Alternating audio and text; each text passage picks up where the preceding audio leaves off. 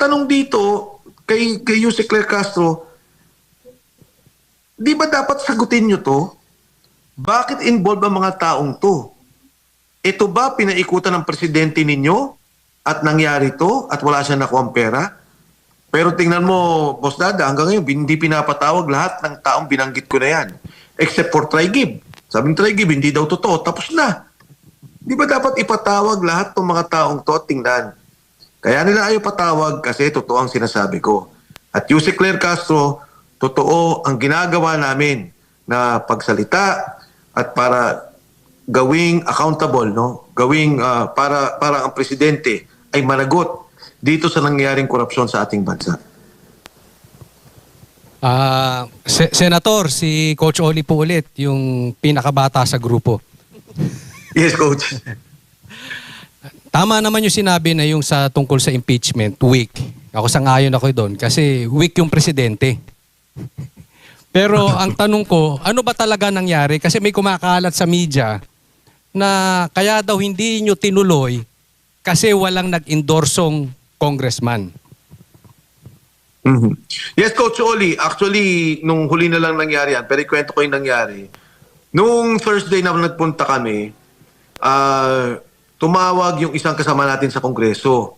Sabi niya, pare, yung Makabayan Block, hindi tinanggap. Sabi ko talaga, bakit? Kasi wala walang batayan para hindi tanggapin at walang kapangyarihan at poder ng Secretary General's Office. Ministerial. Sabi ko, hindi tinanggap kahit ni-receive. Hindi, ayaw. Ganun. So, pagdating ko sa Kongreso, at kami nasa opisina ng isang congressman, tumawag ako sa Makabayan Block. Ang sabi ko, totoo bang hindi tinanggap? Sabi sa akin, congressman, hindi tinanggap. Hindi kami, kinausap lang kami. Sabi ko, wow, grabe na yan. Sabi niya, nga po Sabi niya, anong tingin nyo? Kayo ba pupunta dito? Sabi ko, pupunta kami. Pinauna lang namin kayo. So, nung nagpunta kami, may kasama kaming kongresista pero tinawagan ko. Kasi alam ko, gigipitin nila yung mga tao at sinabihan nila, pananakot, pondo, na huwag kayong pumirma dyan sa impeachment. So, ang ginawa ko tinawagan ko, sabi ko, huwag ka munang pumunta. Huwag kang bumaba. Pero pag tinanggap to, samahan mo kami at bumaba ka na. So, sabi naman niya, sige andito lang ako. Pagdating namin, talagang hindi tinanggap. At nagulat ako, sabi ko dun kay Attorney Salonga, sabi ko, pwede ba na ipa-receive ko lang dun sa RAP? Ay, hindi we're not authorized. Di ba ang thinking mo, kahit anong government office, bawal yun Kahit na magreklamo ka sa kahit anong opisina o meron kang isusulat, i-receive nila yun Tinatanggap lang nila yung kung ano man yung pinapaabot mo. So, nagulat din ako. Ang tagal namin nag-usap doon sa opisina, nagkaroon ng video yun, malinaw yung nangyari. Pagdating ako, personal, nagsalita na ako, ayoko na. Kasi alam ko na yung mangyayari. Hindi nyo tatanggapin at palulusutin nyo yung unang impeachment complaint dahil na-refer na sa Speaker's Office. So siguro, dahil sa pressure, eto na. Siguro si Abila tatanggapin na, may mga ganun na ng Lunes. Ang problema, yung kasamahan namin na isang pipirma, wala dito sa bansa. At syempre, pinipressure nga yung marami. So, meron din naman katotohanan na may ganong sitwasyon ang mga kasama natin sa Kongreso. Pero para sa akin, immaterial. Personal sa akin, whether or not tanggapin nila, ayoko na. Dahil alam ko sa unang araw pa lang, papatayin din nila yan. Sana, umabot din sa punto na magkaroon kami ng formal, kumbaga na put on record namin yan, pero pag-isipan pa namin. So yung pangatlo, yung sa inyo po, nawala na. Yung dalawa ang pumasok. Ito bang sa Makabayan Block? Legit po yan o baka nagpapataas lang ng presyo? Alam naman natin, pati yung vice, pina-impeach nila. Ano bang posisyon talaga? May tiwala ba tayo dapat sa Makabayan? Actually, Coach Oli, ang nangyari nga sa Makabayan Block, nung una nga, ayoko magsalita. Ang sabi ko, okay sa akin yan lahat, mini-welcome ko yan. Ang importante sa akin lang, napag-isahin. Tingnan, lahat ng mga reklamo namin, di ba, ginagawa naman yan kahit sa batas. 3-4 kayong gumagawa ng batas, pinapag-isa at inaayos yung batas. So sabi ko, pwede naman natin pag-isahin yan at pag-usapan sa komite. Pero nung inarang din sila at pinalusot lang yung naunang impeachment complaint, ay sabi ko ito na, hindi na palulusutin maging yung Makabayan Block. Pero of course, yung Makabayan Block, nandiyan naman sila and pinupush lang impeachment complaint nila. Pero ang akin lang kumpiyansa dun sa final natin, talagang grabe ang ginawa naming research doon, ang pag-aayos doon, ang mga batayan. Kasi yung sa atin, umabot tayo ng 10 na grounds tungkol dyan. No? Ako nga, yung na-highlight ko lang dyan, parati yung PhilHealth and PDIC na kinuha yung pondo sa health funds natin. Yung program allocation na patuloy nilang ginagawa na nakuha yung mga pangunahing proyekto at yung mga flood control ang ginawa.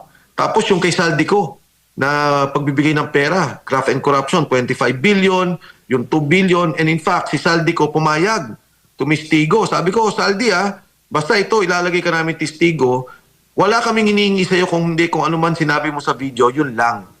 Yung pang-apat, yung cocaine na paggamit ni Pangulo. Dahil ano yun ang nagsalita doon yung kanyang kapatid. So it's not anymore a question na personal, kung hindi ito'y problema na kailangan sagutin ng Pangulo dahil siyempre sa governance maging sa national security. Baka mamaya high yung Pangulo o masama ang trip.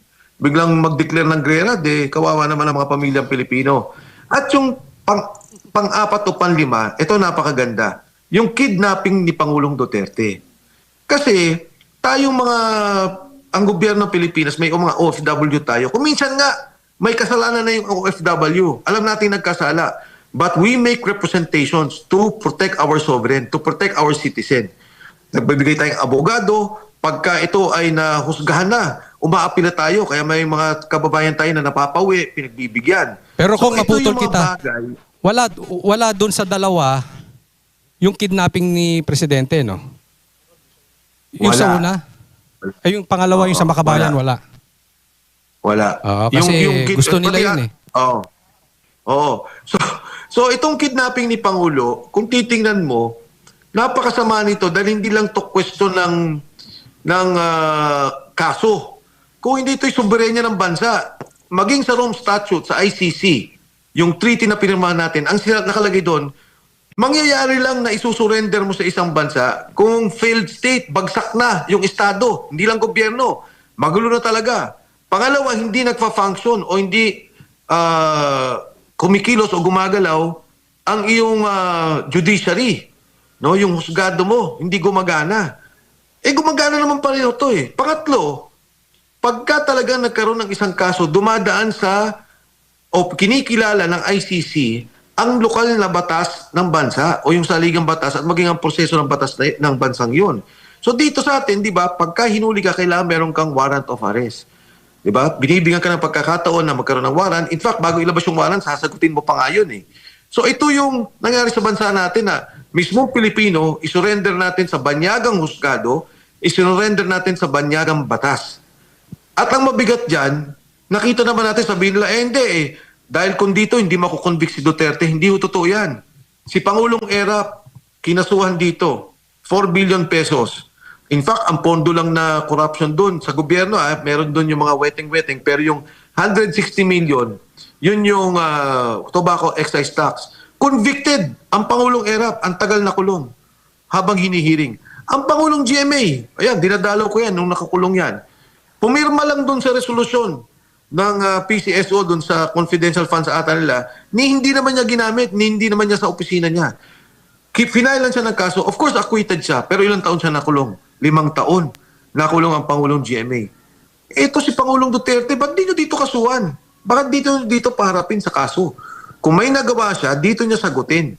Sabi na, crime against humanity. Ganon din naman May mga pamilya dito na tinuturo siya na sinasabi siya ang mastermind. Patunayan niyo po dito. At dito sagutin ng Pangulong Duterte. Yung ginawa nilang pagdala kay Pangulong Duterte sa abroad, alam niyo, 3 lang. Ang masama ang sitwasyon, pagkamatay ng presidente, 2. At isang kinikilala nating bayani. Si Jose Rizal, sorry pala, bayani pala, hindi naging presidente. Si Jose Rizal, pinatay, firing squad. Si Ninoy Aquino, hindi pa naging presidente, binaril sa tarmac. At ang Pangulong Duterte, inilabas sa bayan, ikinulong sa banyagang kulungan sa ilalim ng banyagang batas. Pilipino ang nag-surrender sa kapwa Pilipino. Ayan, Kong, yan nga yung sinasabi ng marami, itong kidnapping kay PRRD. Pero ang pinakatanong ng buong bansa ngayon, may pag-asa pa ba yung impeachment kay Bongbong considering na yung sa inyong pinakamay laman ang hindi pumasok? May aasahan pa ba tayo? Coach, hindi ko talaga masagot yan. Pero sa akin, hindi ako titigil. Itutulak pa rin namin yung mga lahat ng pagkilos na ginagawa natin. Kailangan malaman ng taong bayan to higit sa lahat. No? Kailangan nating ihinto yung korupsyon higit sa lahat. Kailangan nating ihinto yung pagkuha nila ng pondo sa PhilHealth, sa PDIC at yung mga pondong dapat gamitin sana sa kinabukasan ng ating mga kababayan. Yung kay Doc Tony Liachon, alam mo, pinapanood ko siya, no? Sabi niya, actually, pinapanood ko siya, sabi niya sa ibang bansa, 10% na lang pagka na-hospital. Binasa ko yung sa Thailand, yung recent nilang health program. Kahit anong sakit mo, 10% na lang. Sana, pangarap ko rin yan para sa bansa natin. Kahit anong sakit mo, kahit papaano may tulong sa iyo gobyerno, 10%. Pero pagka yung pondo binababoy nyo, napakasama. So hindi tayo dapat tumigil, coach eh. Hindi tayo, kahit na medyo nakikita natin, ginigipit tayo, nakikita natin yung mga institusyon, katulad ng impeachment, ng proseso, sinasara nila. Huwag tayong tumigil, huwag tayong sumuko. Kailangan patuloy tayong sumigaw, lumaban. Hindi na lang para sa atin, kundi para sa ating mga anak. Yan, kung Mike, Boss Dada ulit, actually excited talaga kami kung may file yung impeachment kasi before yung Lunes, kinalunesan na tinanggap na nila sa Makabayan, in-interview namin dito si Attorney Harold Respicio. Talagang hype na hype si Attorney Harold talagang kami din, medyo excited talaga kami nung Monday. Kaya laking gulat talaga namin bakit hindi natuloy yung pagpa-file ng impeachment na ipaliwanag nyo naman na. Ngayon merong dalawang naunang impeachment na tinanggap ng Secretary General ng Congress. Itong kay Attorney De Jesus, medyo nalalapit doon sa mga grounds ninyo for impeachment And alam naman natin, may mga nagsasabi na malabnaw daw ito, 15 pages lang yung kanyang complaint. Hindi po ba pwede na since hindi po nag-push through yung inyong reklamo, makipag-collaborate na lang po kayo kay Attorney De Jesus dahil dinay naman niya yung sinasabi ng mga ilan na mukhang pakawala din siya ng administrasyon para ma-activate yung 1-year bar rule. Ano sa tingin ninyo? Pwede bang mangyari yun? Or pwede ba kayo mag-reach out sa kanya? Or siya ba nag-reach out sa inyo? Wala, Boss Dada Hindi ko nga alam na kung saan galing si Attorney De Jesus. Pero kasi alam mo sa impeachment process, dalawang bagay ang pinag-uusapan. Yung form and substance. Kung minsan, para ayaw mo magmukhang peke, pwede kang maglagay talaga ng mga matatapang na salita. At katulad ng binanggit mo, maaari mong sabihin kahalintulad nung final naming impeachment. I don't want to make a judgment. Pero ang pakiramdam ko dyan, sa unang hearing pa lang, form and substance, baka form, ipapasa nila, dahil yung forma naman, kung minsan, madali lang naman yon. Pero yung substansya, yung substance, iboboto kagad nila, ibovote down kagad nila. Tingnan natin, pag nag-reach out si Atty. De Jesus, why not? Pagtulungan namin. Pero, mahirap, paano ko ba sasabihin? Si Atty. De Jesus, di ba sinabi, abogado ni First Lady, doon sa isang kasong ginawa niya na supposedly, disbarment ni Atty. Glenn Chong. Yung nag-endorse na congressman, nakalagay naman daw dun sa mga top contractors na sinasabi. So, hindi ko alam kung paano, of course, I don't want na magsalita against the congressman kung ano man yan, pero yun ang sinasabi nila, nasa records naman yung puntong ito. Kaya hindi ko alam. Ang problema natin, Boss Dada, kasi pagka na-file na yan, kung ano yung hawak nilang papel, yun na yung batayan ng kanilang pagboto Hindi katulad ko na ipasok sana namin, yun talaga. Pag-usapan, ilalabas namin yung ebidensya, ilalabas namin yung substansya, why we are saying that, at lahat ng mga opisyal na dokumentong nakuha namin tungkol sa graft and corruption, tungkol dito sa unallocated, unprogrammed allocation na ginawa sa budget, yung pagkuha sa PDIC, kompleto. Talagang pinaghirapan namin ang pag-file dito sa impeachment na to. Ayun na nga, mainit din yung sinasabi ninyo noong nakaraan na mukhang nakikipag-cooperate sa inyo si Zaldico. Pero si DILG Secretary John Vic Rimulya, sinasabi niya na parang gusto ring makipag-cooperate sa kanila. So, ano sa tingin ninyo ginagawa nito ni Zaldico? Kung totoong nakikipag-usap siya both sa government and sa inyo. At sinasabi din ng iba na bakit kayo may access? Samantalang sila, mukhang walang access. Ang dami ng kanilang confidential funds. Wala, Boss Dada. Yung may access ako at sila wala, yun ang hindi ko alam. Tama ka. Ang confidential funds lang ng Pangulo, Eto, kwento ko lang na mabilis. Sabi nila, si BP daw, 11 million a day ang ginastos. O kumpitin nyo po, 4.5 billion a year since 2023. O, 365 days. Ang lumalabas yan, 12 million a day ang gastos ng confidential and intelligence funds ng Office of the President. Pangalawa, yung pagsabi daw na si Saldi makikipag-cooperate sa kanila, sinabi naman nung abogado na parang hindi ata lohika, walang logic doon dahil sila nga yung nanguhuli. At itinuro ng kliyente niya na si Saldico na mastermind sa korupsyon ang boss nila o yung Pangulo ng Pilipinas. So palagay ko hindi totoo yun. Ang importante sa amin kasi na yung kay Saldico, pag ito'y pinayagan at ginagawa naman to dati na magkakaroon ng Zoom, no, katulad ng ginagawa natin ngayon, pinapayagan nila, malaking bagay yun para mapatunayan talaga na sindikatong gobyernong to, talagang binaboy nila ang pondo at ang Pangulo alam ang lahat ng nangyari. Kung di man siya involved na isa sa mga pinakamalaking kasabwat, siya ang pinuno ng sindikatong ito. Kung ito kasing patungkol kay Saldico, tila bigla siyang nawala. Diba? At alam naman natin, hindi na ito pagsasalitain sa Blue Ribbon habang hawak ng mag-best friends na si Senator Tito Sen tsaka si Lacson, si Pinky. No? So hindi na yan eh. Ang pag-asa lang sana sa impeachment, kaya lang hindi nakapasok sa inyo. Ngayon, hindi na siya hindi ba po pwede na ma-interview nyo o kahit kami ma-interview namin kasi wala na eh. Hindi na, anong nangyari kay Saldico? Natahimik ba? Naabot na ba ng gobyerno? Bakit nawala siya bigla? Ang huling sinabi niya nung makapag-usap kami na sinabi ko nga na mag-witness siya dito sa impeachment process, ang sinabi niya sa akin, napakainit. Sabi niya, gusto talaga nila akong mawala. Yun ang term niya, no? Gusto nila akong mawala. So, sabi niya kung pwede, ayoko maging masyadong mainit, ayoko magsalita. Pero may mga ilalabas pa ako, marami pa akong hawak. Yun ang pagkakabanggit niya. So ako naman, in fact, sinabi ko nga sa kanya, hindi namin kailangan magsalita ka pa ng sobra pa doon sa sinabi mo. Kung ano lang yun nasa video mo, na ipaliwanag mo yun at kung may katanungan sa'yo during ang impeachment process. So doon kami nagtapos.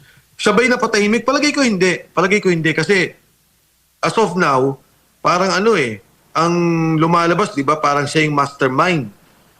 Siya yung puno. Pero gusto ko lang ikwento yung isang usapan na nangyari sa amin ng abogado. Sabi niya, alam mo Mike, yung ginagawa nila na magsoli ka mo naman ng pera, restitution, para maging state witness ka, mali yun.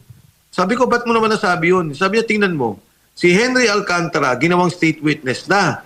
Ang sabi ni Henry Alcantara, ang nakuha niyang pondo magmula 2022 hanggang sa ngayon ay 60 billion.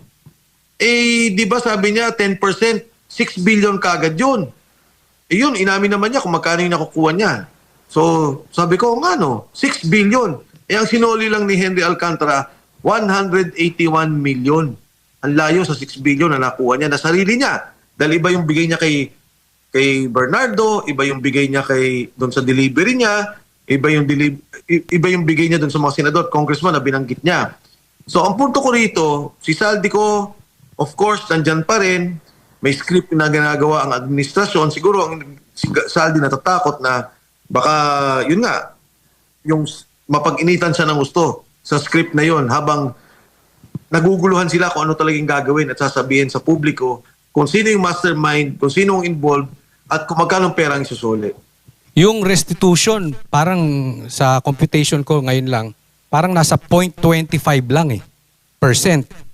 Nung sinasabi nyo sa 6 billion, kung hindi ako nagkakamali, tapos sabi nyo, pinag-iinitan na si Saldico. Talaga naman pinag-iinitan, ba't di na lang siya lumantad all out? Or kung 0.25 lang, kasi iba yung sinisingil nito si John Vic masyadong malaki. Baka pwede siya makibargain. Gawin natin through through Banateros, ma-interview namin siya, babalik niya lang 0.25. 0.25% para lang makapagsalita. Pag sa atin, ganun lang kalit. Diba? Hindi sa atin ibibigay. Hindi nga. Kay John Vic. Oo, kay John Vic. Pero Ako na magpapakman. Ako na magpapagman. Anyway, kung meron akong tanong, kasi itong sinasabi ko, wala pa siyang balak umuwi. Wala pa siyang balak umuwi. Wala. Kung meron Nagtatago man siya siyang talaga. balak, kung meron siyang balak, Senator, sabihin mo sa akin. Ako na susundo sa kanya. Okay? Basta bigyan niya ako, basta wag mong kalimutan yung maleta ko, ha? Okay? Oo. Tatago ko siya. Totoo yun. Ano ka na, Aabot, Sir Jack, Congressman, may papasabi pala ako para sa kanya. Sabi mo sa kanya, pinapasabi ko, kung gusto niya pang mabuhay na mahaba, palit kami ng muka. Isang taon lang, Pahig ka isang taon rin. lang. Isang taon lang. Alam mo, Pahig ka rin, Sir Jack, ha? No. Okay? Payag ka, medyo lugi ka dun, Sir Jack, ha? Okay Pero na, payag ka basta rin. pera. Basta pera, laban. Yun, Kong Mike, Jay Guevara po ulit.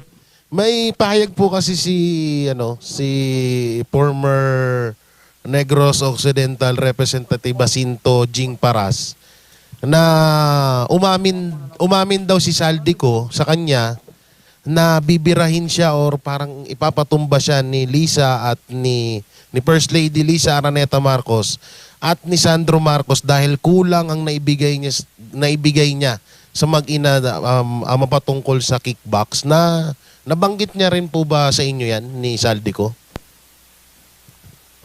Yes, Boss James, ilang beses niya nabanggit yan sa akin na may mga ganyang usapin. Marami siyang kwentong nakakagulat eh. Kasi parang ang dating ng kwento niya, kanya-kanya. Yung anak may sarili, yung asawa may sarili. At yun, meron pa siya mga sinasabi na tungkol dyan na sa mga delivery. Sabi pa nga daw ni Yusek Jojo Cadiz, o wag mo nang ipaabot yan kay yung binigay na pera, wag mo nang ipaalam kay Sandro. So, di ba, parang sabi ko, ha? Ganun ba yon? Hindi pwedeng magkaalaman yun. Hindi, tinatago daw. So, totoo yan. May mga ganyang kwento, Boss J, tungkol dyan sa pera. Ibang klase, di ba, yung binanggit niya, di ba, yung doon sa smuggling, sabi niya, nagkumuha ng 11 billion, pagkatapos may kinuha pa daw na 9 billion doon sa sibuyas. At meron pa yung sa asukal. So, iba pa yung delivery daw na sinasagawa. Yun yung kay Martin Araneta and kay First Lady Lisa Marcos. So ito, marami nga siyang kwento na sabi ko nga dapat mailiwanag niya kung saan ang gagaling itong mga perang to at saan napupunta. Kong Mike, Master Judea ulit, napanood ko po yung interview nyo kay Mr. Ted Filon regarding sa pag-uusap nyo ni Saldico, no? Sabi nyo doon, parang may third party nakakilala through a different person, tsaka kayo nagkausap. Now, nagsabi pa, may balak pa po siya ba uli na tumawag sa inyo? Unang question. At pangalawang question, since hindi po na-file yung impeachment, ano po yung pupwede or option na pupwede niyang gawin? Kailan ba niya ilalantad itong mga hawak pa niyang mga ebidensya? Yun po. Yes, Master. Ang usapan na doon sa intermediary, nangyari nga na hindi naman talaga direkta, meron kaming pinagdadaanan na siguro dahil nga ayaw niya matrace yung kanyang telepono, hindi ko alam kung ano yung mismong nais niya tungkol doon. Pangalawa, kung sinabi niya na magsasalita pa siya, may binanggit siya, sabi niya magsasalita pa siya, ayoko siyang pangunahan, sarili niya yon. Ako naman, kung ano man yung nabanggit niya na, para sa akin sapat na para maliwanagan ng taong bayan doon sa pera. Kasi yung isang binanggit niya na, di ba, yung 100 billion na inilagay ng Pangulo, sinabi niya hindi lang isang beses yan, taon-taon niyang ginagawa. So, yun, gusto ko mapaliwanagan yun. Kung ano talaga at paano ginagawa yung mga ganon. Tapos, yung kay Manny Bunoan na pondo, na kasama si Yusek Bernardo, paano lang nire-release yung mga pondo na yun? Yung mga 8 billion, kasama si Bersamin at saka si Pangandaman. So, ito yung mga dapat ipaliwanag pa ni Saldi. Lalabas pa ba siya? Palagay ko naman. At kung siya ba ay nakausap na, may hirap sa akin palagay na si Saldi ay bumigay sa panahon ngayon dahil alam naman niya na ang gusto nila, siya yung maging mastermind. siya yung ituturo. So, tingnan natin kung siguro, kung mangyayari yan, baka sinabihan siya, o hindi na, hindi ka nakasama dito sa kaso, mananahimik na kami tungkol sa'yo, palagay ko, baka may mga, kung ganyan na mangyari. Pero sa ngayon, wala akong narinig na usapan sa kanila at maging dun sa paninindigan ni Saldico. Actually, Kong Mike, si Boss Dada ito. Sabi kasi din na nung nakaraan, bigla siyang nanahimik matapos ilabas ng gobyerno yung balita na nakapag-move daw siya ng 5 billion worth of assets niya. Totoo kaya yan? Kasi parang sinasabi na niluwagan yung freeze order siguro kaya nanahimik siya kasi biglang talagang tumahimik siya eh. Ano sa tingin nyo? Alam mo, Boss Dada, kasi para sa akin, si Saldico, o maging sa kanyang abogado, alam ko na alam nila na hindi titigil tong isyong to. Maaari, 2 taon, makapagtago siya, walang mangyari sa kanya, maiwasan niya. Pero darating ang panahon na aabutan siya nito. Kung ano man ang pera niya sa ngayon na itatago, kung ano man yung pangkabuhayan niya na nandyan, yung assets na binabanggit mo, kung may bahay man siya, kung ano mang hawak niya, lahat ng yan, mahahabol din ng gobyerno yan, aabutan din siya ng batas. Kaya ang palagay kong pananaw na ni Saldi, mabuti na magsalita na ako, na hindi ako ang mastermind at may dinideliveran akong pera. Kasi kung titingnan mo yung sinabi ni Sergeant Gutesa nung una, sabi niya, 46 na maleta ang diniliver namin kay Saldico at nag-iwan kami ng 11, ang 25 diniliver ko, sabi niya, dun sa isang bahay. Kay Speaker Martin Romualdez. Kaya doon din sa kanyang libro at pinapakita niyang ebidensya, delivery kay Bongbong Marcos. Kaya mahirap sa sitwasyon ni Saldi, sigurado na to, may problema siya. Ang tanong na lang, siya ba talaga ang pinakakumita? Siya ba talaga ang mastermind? O meron siyang pinagdadala ng pera? Pag bumaliktad siya doon at nanahimik siya, siya mastermind. Pero pag may itinuro siya at sinabi niya, ito talaga ang kumukuha ng mas malaking parte ng pondo at ng pera ng pagnanakaw, yan ay pwedeng pag-usapan. Kumbaga sa, di ba, yan dapat sa Witness Protection Program na talaga mapakita na siya ang least beneficiary or at least hindi siya yung pinaka-mastermind doon sa mga nangyari. Hindi ko alam kung sino yung least beneficiary sa ngayon Hindi pa natin alam kung paano yung pondong yun. Pero pag napatunayan ni Saldi na ito yung diniliver kong pera, ito yung ebidensya kong hawak, baka pwedeng ngayon magkaroon ng pag-uusap sa kanya. O sige, ikaw ang maging state witness. Maaring ngayon, maaring sa darating na panahon. Pero ang importante rito, si Saldico, kahit anong gawin niya, kasama na siya sa kaso. Determinasyon na lang kung sino ang pinakamalaki ang nakukuha na parte sa pagnanakaw nila. Kong, si Banat Bay, sa tingin niyo po ba, sa personal si Saldico ay wala talagang nakuha? Posible ba yun? Kasi hindi. kayo, congressman kayo Dati kayong congressman, bilang isang chair ng appropriation, sa tingin nyo, lahat dumaan lang sa kanya, wala siya nakuha? Hindi. Hindi ako naniniwala wala siya nakuha. At kung sa pag-uusap man din, nabanggit ko ata yun sa kanya hindi ko ma-recall kung paano ko sinabi. Pero alam ko naman na pumupustura siyang legal Di ba? Parang inaano niya kasi, tinitignan niya kung paano yung magiging kaso sa kanya. So pumupustura siyang legal. Pero ang sinasabi niya, may diniliver ako out of the 100 billion, 25 billion kay Bongbong Marcos. Alam mo naman, Banat Bay, hindi lang naman to yung pondong tinitingnan natin. Maaaring sa 100 billion, wala siya nakuha. Pero yung kabuang pondo na 300 billion yung 300 billion yung unallocated, 1.5 trillion, yung nilaro nilang pondo, hindi ako naniniwala. As to, yan yung sinasabi kong determinant na sinasabi ni Senator Marcoleta. Sinasabi niya, wag muna tayo mag-usap na sulian ng pera. Kasi hindi pa nga natin alam kung magkano nanakaw I-assume na lang natin, Banat Bay, na 1.5 trillion yung sinasabi ni Egay Erice na pinag-usapan namin. Iba-iba yung figures namin. Pero we assume 1.5 trillion ang pondong ninakaw o inilagay sa pondo ng kalokohan. Out of the 1.5 trillion, kunin na lang natin yung 30%. Kasi yung 25%, isang tao lang naman yun maraming hatian. Pero gawin na lang natin para madaling i-compute. 30%. Pinag-uusapan natin 500 billion na ninakaw na pondo sa taong bayan. Anong hatian ngayon dyan? Magkano nakuha mo dyan, Saldi? Magkano nakuha mo dyan, DPWH? magkano nakuha dyan ng congressman o senador na pinaglaanan ng pondo. So ito yung mga bagay na dapat i-determine. Ngayon, pag na-determine na yung magkano yung hati-hatian nila, doon lang magsasabi na ito ang isoli mong pera. Mahirap yung sa umpisa pa lang, gagawin na nila yan, kasi nga, mas lalo pang prone to corruption pagka gano'n na naging sistema. Pero kung Mike, kung hindi kayo sigurado dyan, meron ako isang sigurado. Ano yan? Sigurado Ano ito yan? ako. Just in case makausap niyo uli si Zaldico, 4 na milyon ang ginastos ko sa demanda ang binigay niya sa akin. 4 na demanda yung dinimanda niya sa akin, tigi 1 milyon ang ginastos ko doon, baka pwede naman niya Wow! ibalik. Oo. Hindi, tsaka dapat pag nakausap balance niyo sa uli. korte. Ha? Oo, sa korte, pinapayagan yan. Bukod doon sa binayad mo, may interest pa yan. Ako, baka Oo. pwede ang interest Di ba, kahit may man lawyer's lang. fees yan eh. Oh. Pati cost of money. Oo. Baka makarating sa kanya through you kung makausap niyo uli. Madali naman ako Okay. kausapin.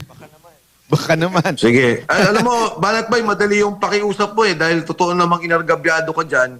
Yung kay Sir Jack, mahirap na pakiusap eh. Ay, wag niyo na akong Kasi pansinin to. palitan ng mukha. Pampagulo lang ho Oo. ito. Gusto nyo, kasuhan na rin niya ako, di ba?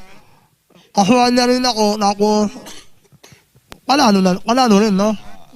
Hindi, pero ito, isang seryosong tanong. Marami kasing reaksyon ng mga Pilipino. Masyado ng para bang nasanay na sila rally ng rally. Ito bang ginagawa ninyong like yung sa pagbubusi-busina, ganyan? Paano, ito ba makakasolve ba ng problema natin? At ba't kami sasali dyan? Ano masasabi niyo sa kanila? Alam mo, Banat Bay, ang ganda ng tanong mo niyan. Marami nagtatanong tungkol sa akin dyan. Sabi ko nga sa kanila, alam niyo yung EDSA 1, pinatay si Ninoy Aquino 1983. Nangyari ang EDSA 1986, 3 years after. No, isipin niyo yun, 3 taon. Noong impeachment ni Pangulong Estrada, nagsimula kami, kung di ako nagkakamali, September, July. Nangyari to ng January, yung mismong EDSA 2. About, ilagay mo na, maximum of 6 months, minimum of about 4 months. Itong lumalabas na mga issue na nakikita natin sa ngayon, alam ko maraming lumalaban noon pa, pero yung lumabas na talaga si Zaldico, ito na yung korupsyon, ito yung pagbigay ko ng pera, November lang nangyari to. January pa lang tayo eh. In fact, nangyari yun November 14, kung hindi ako nagkakamali, before the hearing nung sa Senado ng 16 ata yun. So, kung titingnan mo, hindi talaga hindi naman biglaan. Ngayon lang. At nagulat nga ako, siguro sa tulong na rin ng mga kababayan natin, katulad sa tulong na rin ng Banateros, na pinapaalam mismo yung mga issue sa mga taong bayan, ang bilis na panahon, wala pang 3 buwan, nag-negative 15 talaga. Nagsalita kaagad. Yung Metro Manila, sabi na Luzon, hindi lalaban. Negative sa Metro Manila. Negative sa kabuang Luzon. So, hindi ako nanghihinayang dyan o nalulumo o nalulungkot. Hindi. Talagang tuloy-tuloy lang ang pagkilos natin. Darating din ang panahon na alam naman ng taong bayan eh. Kailangan na natin kumilos. Wala na talaga mangyayari. Hindi na may ibabangon yung ating bansa. Wala nang pagtitiwala. Hindi lamang sa labas, kundi sa loob ng bansa natin, wala nang nagtitiwala. O katunayan nito, Banat Bay, di ba? Maging yung mga nagbabayad ng tax, galit na galit. Tayo, may mga negosyo tayo, nagbabayad tayo ng tax. Ayaw mo na magbayad eh, kasi yun lang pala, kukunin lang pala sa flood control. Pupunta lang pala sa bulsa nung kung sino-sino, ng politiko, ng DPWH. So ito yung mga bagay na nakakasama sa ating bansa sa ngayon, na talagang hindi lang ang Pangulo yung galit tayo, kundi baka hindi na umusad yung kabuwang ekonomiya natin at yung ating lipunan. Akong Mike, J. Guevara po, nahotal ako dun J. Guevara po ulit. Kasi ngayon, sa pananahimik ni Zaldico, maraming mga kaisipan ng mga netizen na na mga naiisip nila na pwedeng gawin ni Zaldico. Na katulad nga niyan, kung halimbawa man na siya ay nakuha na, may po ba siya na bumaliktad? O parang ibahin niya yung mga sinabi niya, parang ituro niya sa mga Duterte, etong mga nangyayaring nakawan ngayon. Alam mo, Jay, pwede niyang gawin yan. Of course, pwede niyang gawin yan. Pero mabigat na yung mga ebidensya eh. Siya na rin ang naglabas ng ebidensya. Ang mga litrato ng lahat ng mga sinabi niya. Tapos nagsalita na rin si Sergeant Gutesa, ito yung dalawang tao. Assuming, for example nga, no, katulad na sinabi ko, magbago ang administrasyon bukas. Abay, lahat ng mga 90 na mga security niya na may kaalaman doon sa delivery ng pera, sigurado ako ipapatawag yun. O anong alam ninyo? Anong nakita ninyo? Wala silang kasalanan na, hindi sila involved. Pero kukunin lang natin yung informasyon. Ipapatawag si Mark Texay at saka si Paul Estrada, yung dalawang assistant niya. Meron yung ledger. O, saan nyo dinala yung pera? Kanino binigay ang pera? Si Saldi ko patuloy na habulin. Pagsasalitain pa rin at kakasuhan lahat ng mga opisyales na na-involved. Kasi ngayon ang nangyari, selective eh. Kung sino lang gusto lang ikulong, yun lang. Kung sino lang gusto lang patawan ng kaso, yun lang. Pero yung mga binanggit na, ako lahat ng pangalan na ilalabas, ilabas yan. Pag-usapan yan. Kasi dapat malinaw na talagang yung korupsyon na nangyari, panagutin natin. Kaya nga binanggit ko kanina, di ba merong isang senador, di ba? Parang nagsasalita siya, yung corruption, tapos na-discover. Meron din pala siyang unprogrammed allocation. Tapos meron, ang laki pa rin pala doon ng pondo, yung flood control. Tatahimik na lang ba tayo? Okay na yun. Huwag na natin pag-usapan kasi supposedly, no, yung imahe niya, hindi. Dapat patuloy nating tugisin yon, alamin natin kung ano nangyari, at ibalik natin yung pera ng bayan, yung pera ng gobyerno. Si Risa ba yan? Sabi nyo? Si Risa ba yan? Anyways, Kong Mike, kasi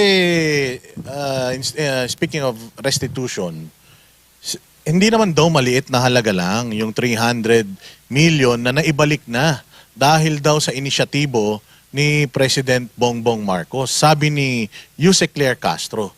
Hindi naman daw yan nagawa nung nakaraang administration. Anong masasabi nyo doon?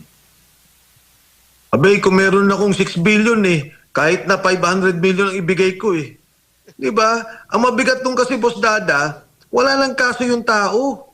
Yung perang nalabas niya, yung 6 billion, di ba? 60 billion. Para na maintindihan po maditalya ko po at maintindihan ng mga kababayan natin.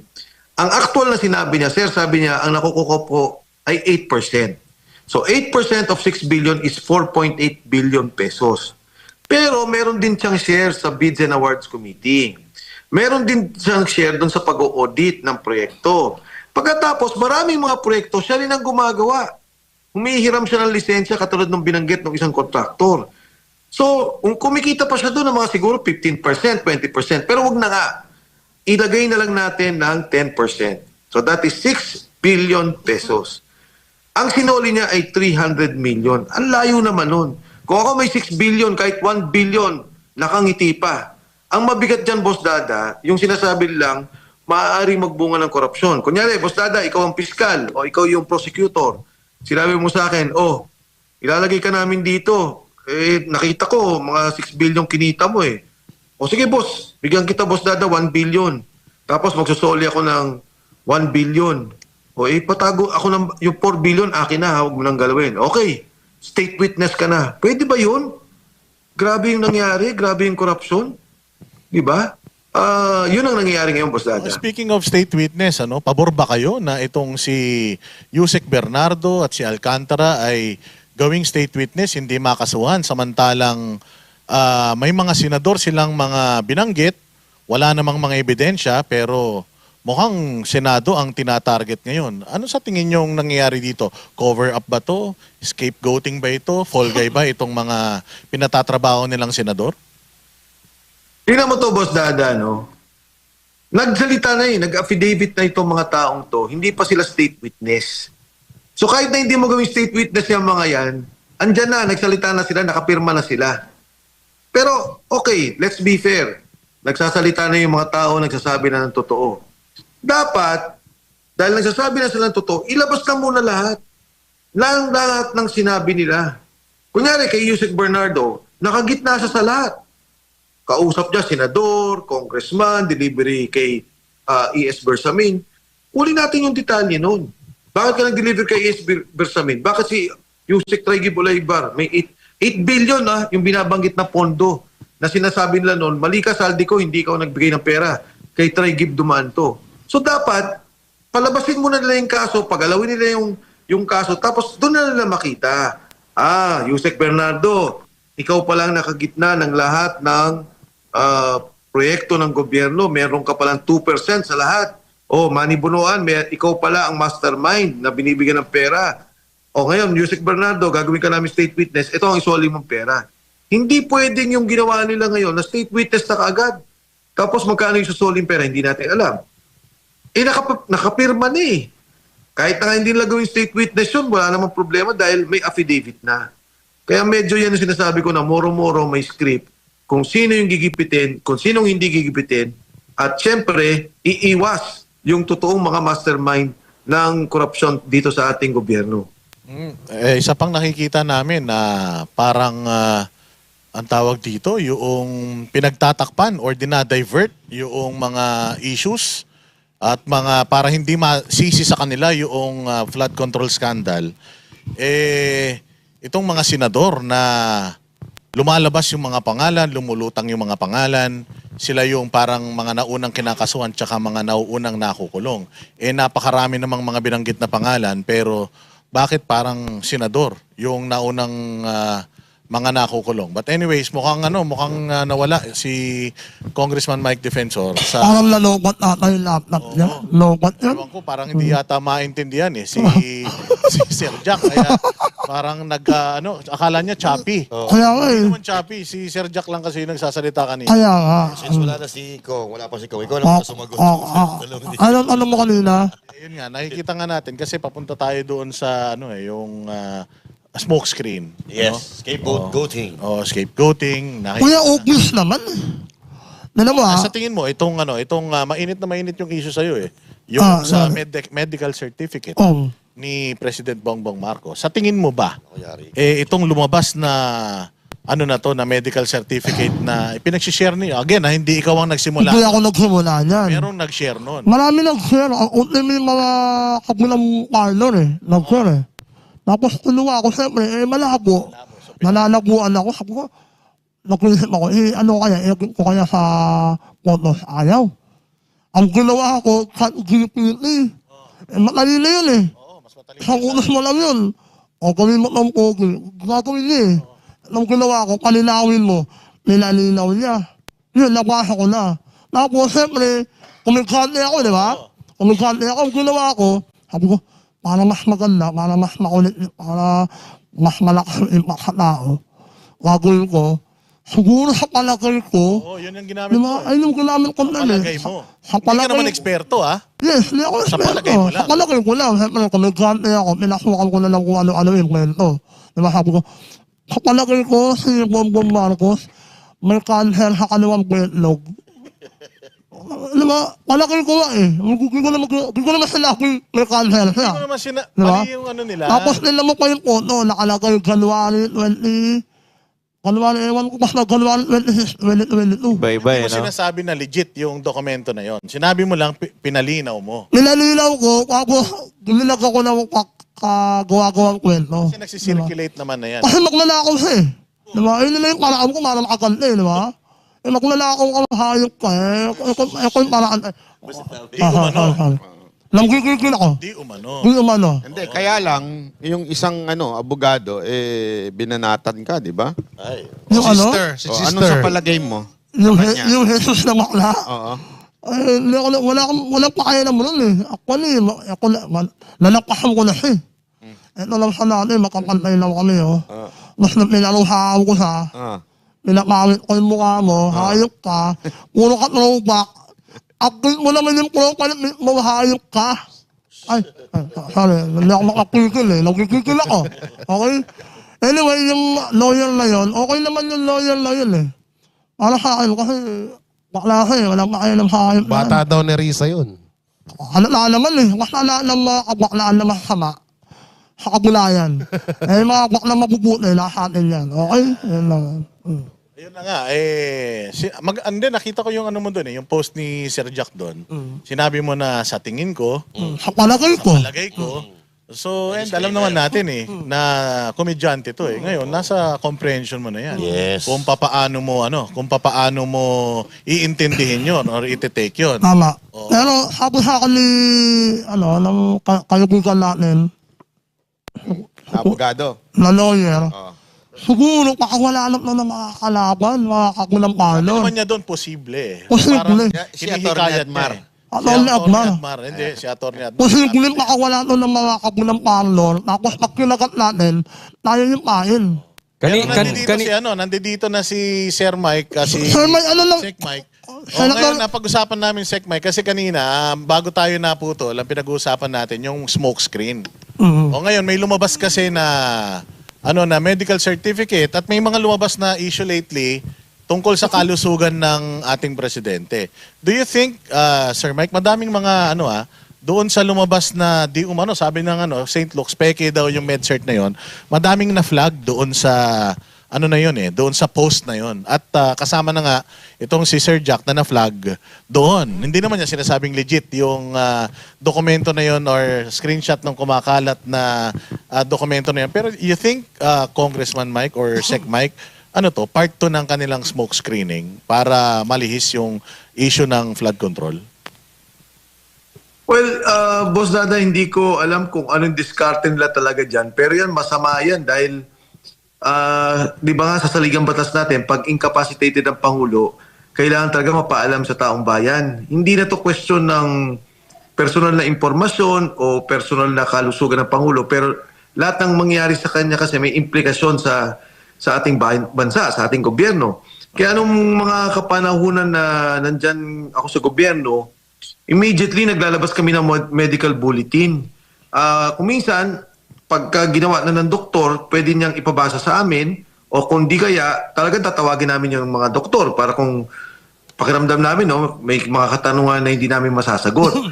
So talagang ganun yung gawain. Hindi pwedeng yung yung ginawa nila na press briefing sa Malacanang pagkatapos nagpakita na ng video. Kailangan may actual medical bulletin ang mga doktor. Of course, itong lumabas na public advisory, nakikita natin sa screen.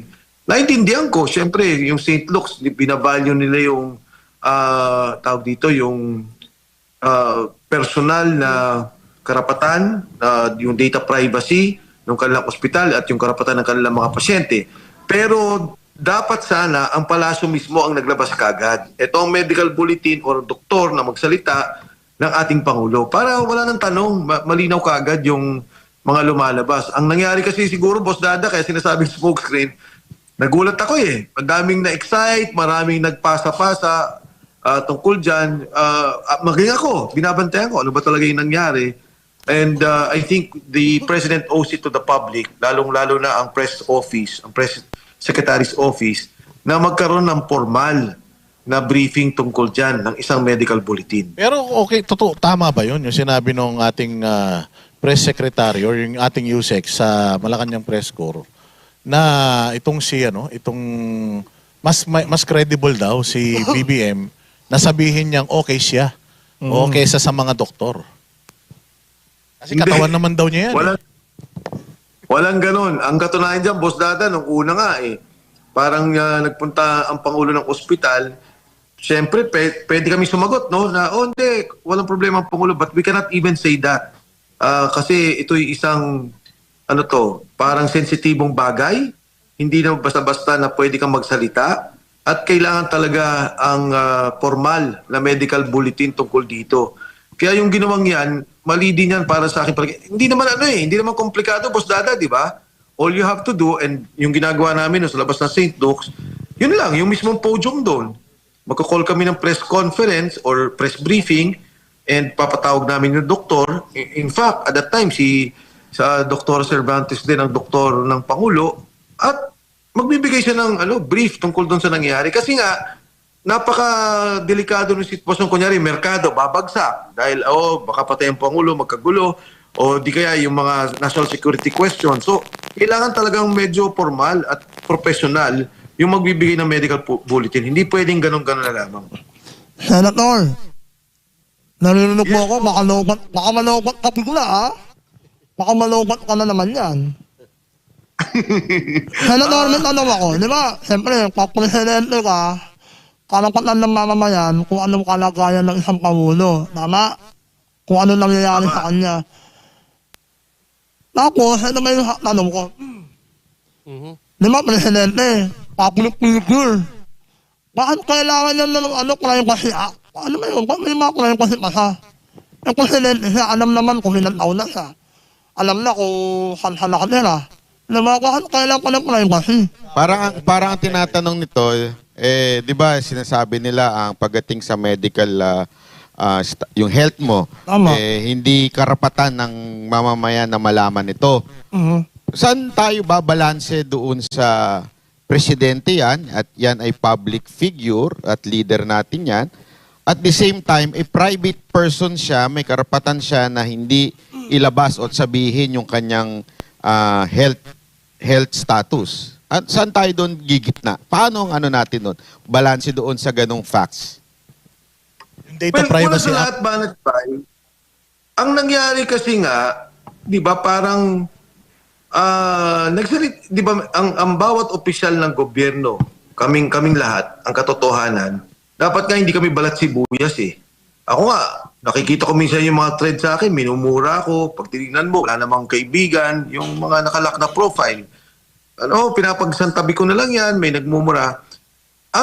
Yung ginawa ng Pangulo na nagsalita siya, hindi, okay ako, kasama si Auntie Claire, tingin ko doon, absuelto na si Sir Jack. Wala na. Kasi kung ano man yung naipublish na yun, sinagot mo na eh. Di ba? Kaya ka nga public official, may karapatan ka sumagot sa mga kung ano mang ibabati. Kung pagbatikos man yun, kung yung ginagawa.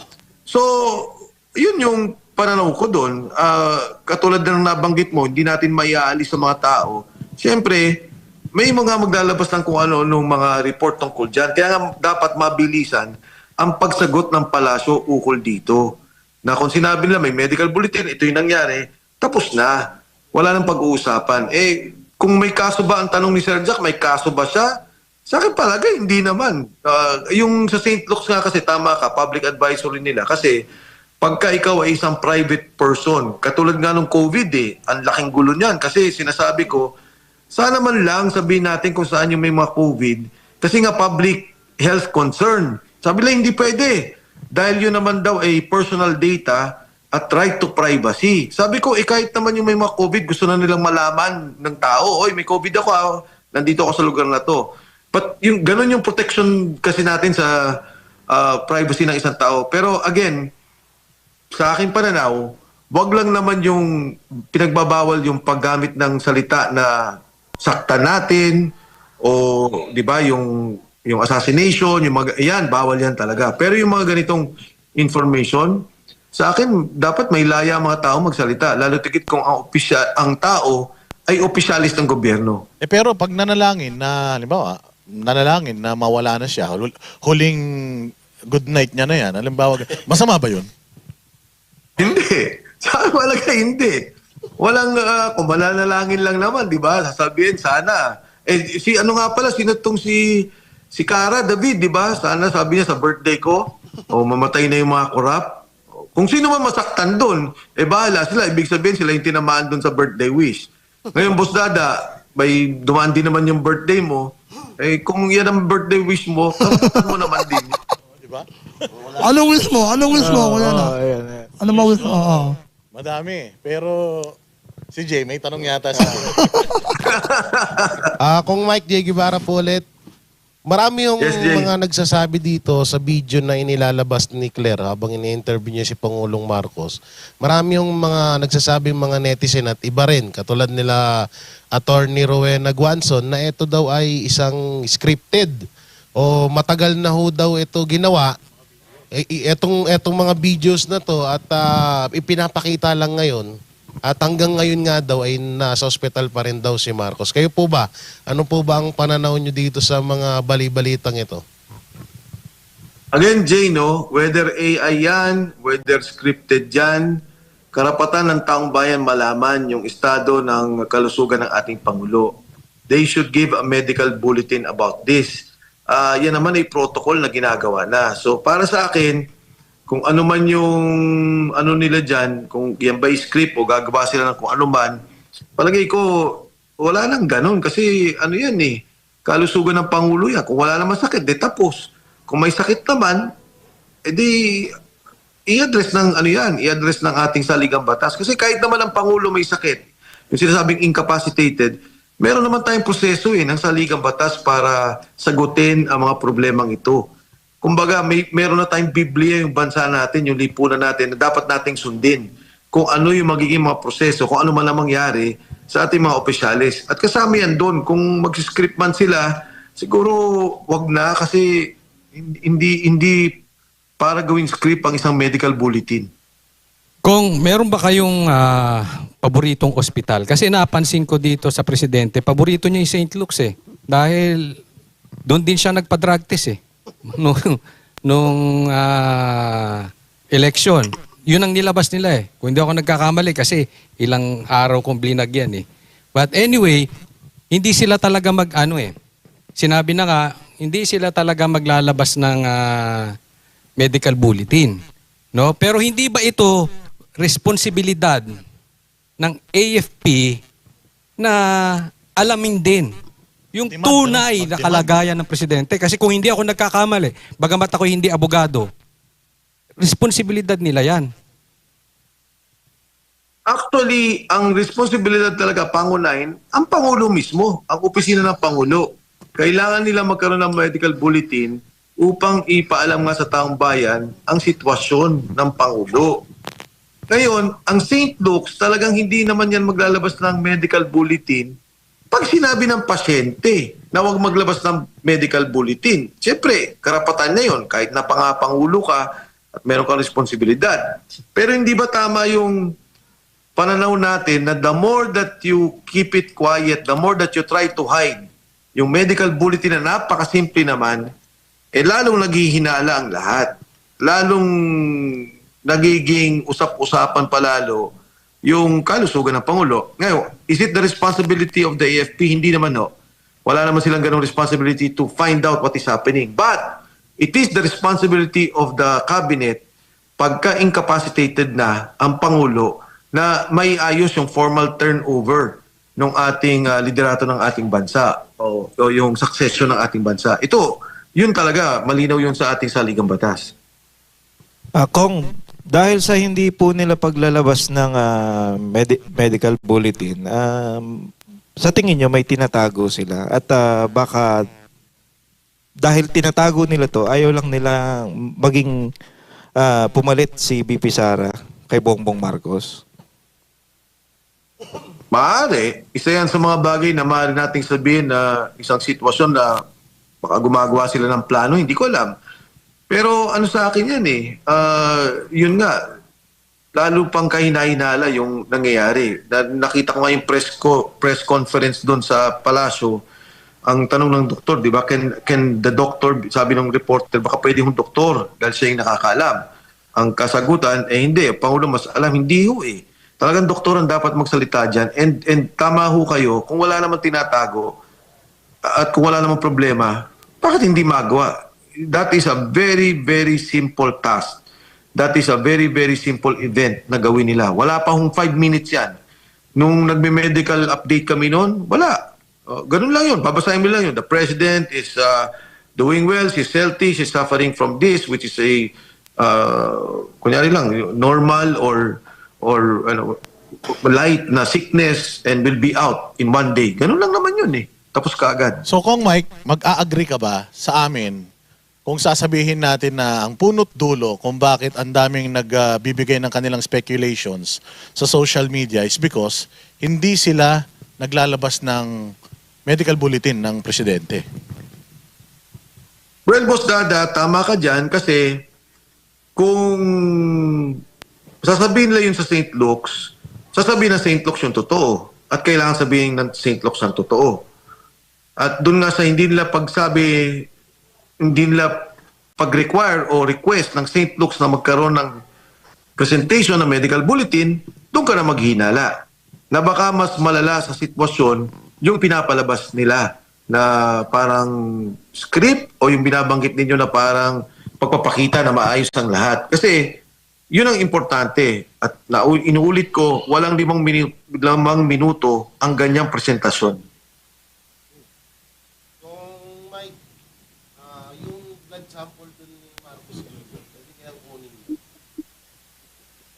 Nawala ang boses sa boss.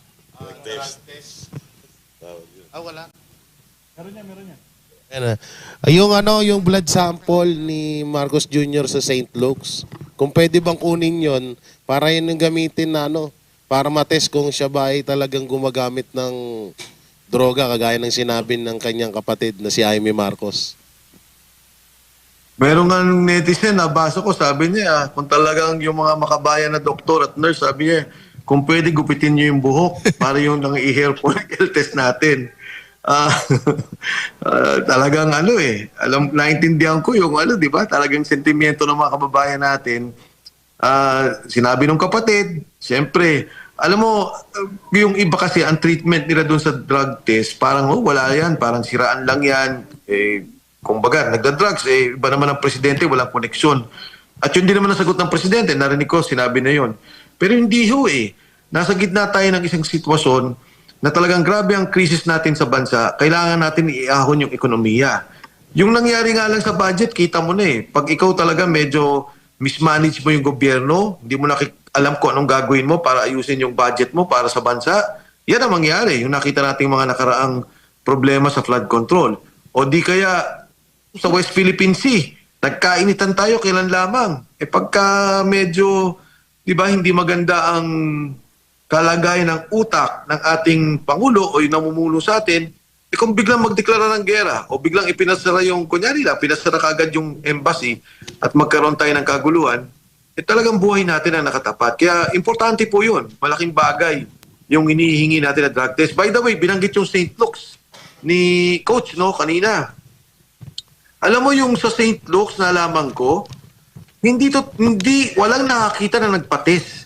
Basta binigay na lang niya yung papel, tapos na daw yung drug test at yun na yung pinalabas sa media. Pero yung mismong nung kampanya na sinasabi nagkaroon ng drug test sa St. Luke's, walang makapagsabi pa paano ginawa yun. Yun na nga kong actually sinasabi yung iba na nagpa-drug test, nagtawag pa ng media at sa PDEA. Eto bigla na lang nagkagulatan kinabukasan, meron na rin ako, sali ako diyan. Galing St. Luke's. Oo.